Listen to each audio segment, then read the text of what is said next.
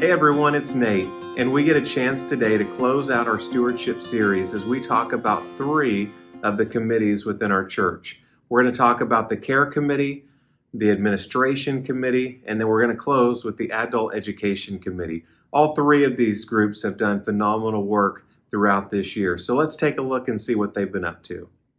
All right, let's go ahead and talk about our care committee.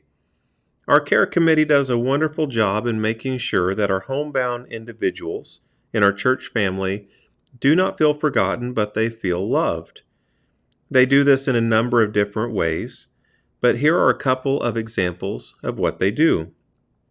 Around Christmas time, our care committee members deliver poinsettias, and around Easter time, they deliver Easter lilies, so that our homebound members can have something to brighten up their rooms and have a reminder that their church family still loves and supports them. Our care committee also calls on homebound individuals regularly, sending cards and other notes, making sure that the connection between our church and those who can no longer come to church stays strong. Our care committee also prays for and encourages those who may be going through long-term sickness or those who are in the hospital. The care committee has hosted a day of prayer.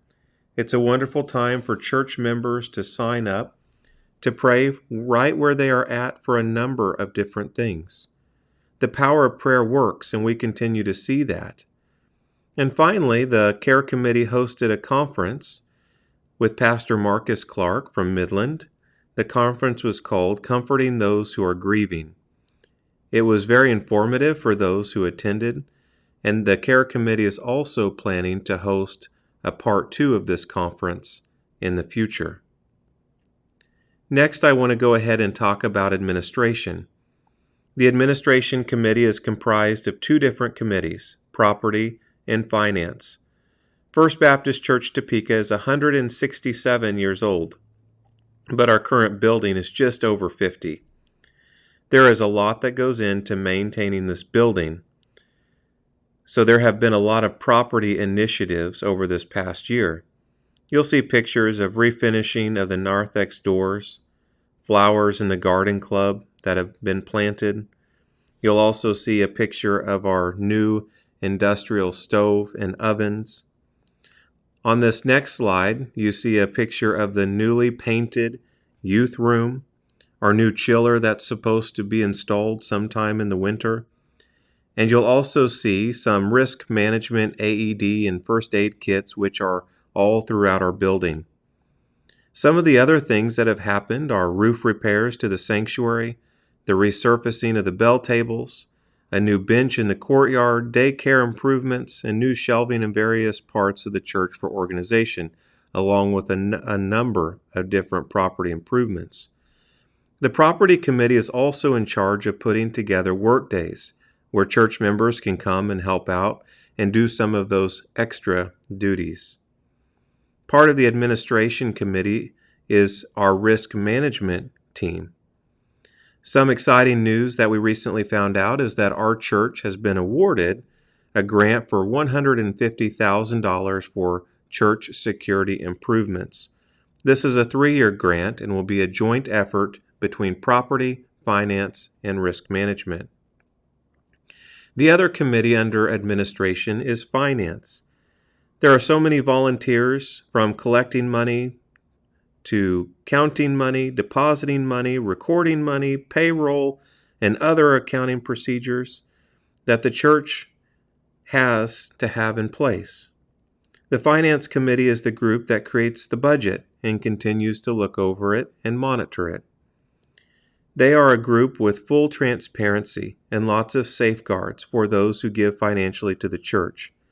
They ensure that every dollar that is given is used appropriately for this congregation to build up God's kingdom. We will conclude our stewardship mission moment by talking about the Adult Education Committee. One of the largest parts of the Adult Education Committee is making sure that Wednesday family nights are facilitated in the fall and spring semesters. They do a great job in making sure that our church family has a place to go on Wednesdays for all age groups to continue to learn and grow in their relationship with Jesus Christ. This past summer, the Adult Education Committee put on a series on Wednesday nights so that we could learn more about other Baptist families.